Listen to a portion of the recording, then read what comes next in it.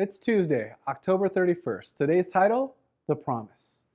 It was 500 years ago on this day that Martin Luther hung his 95 Theses on the door of the Wittenberg Church. How fascinating that the subject for today also gets right to the heart of salvation by faith. In Romans 4:13, promise and the law are contrasted.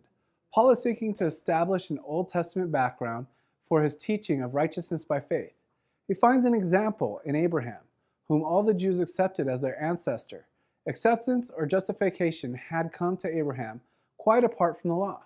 God made a promise to Abraham that he was to be heir of the world. Abraham believed this promise and he accepted the role. As a result, God accepted him and worked through him to save the world. This remains a powerful example of how grace was operating in the Old Testament, which is no doubt why Paul used it.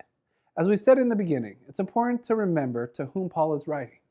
The Jewish believers were immersed in Old Testament law, and many had come to believe that the salvation rested on how well they kept the law, even though that was not what the Old Testament taught.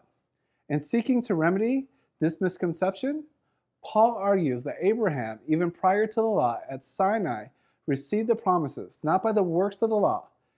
It was for Abraham to keep the law, since he came before Moses, and the written law, and the law, the whole Torah, and the ceremonial system was not even in place yet. Righteousness does not come by works, but by faith. If Paul was referring here to the moral law exclusively, which existed in principle even before Sinai, the point remains the same. Perhaps even more seeking to receive God's promises through the law, he says, make faith void, even useless. Those are strong words. But his point is that faith saves and the law condemns.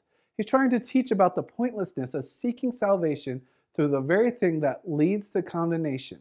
We all, Jew and Gentile, have violated the law, and hence we all need the same thing as Abraham did, the saving righteousness of Jesus credited to us by faith, the truth that ultimately led to the Protestant Reformation.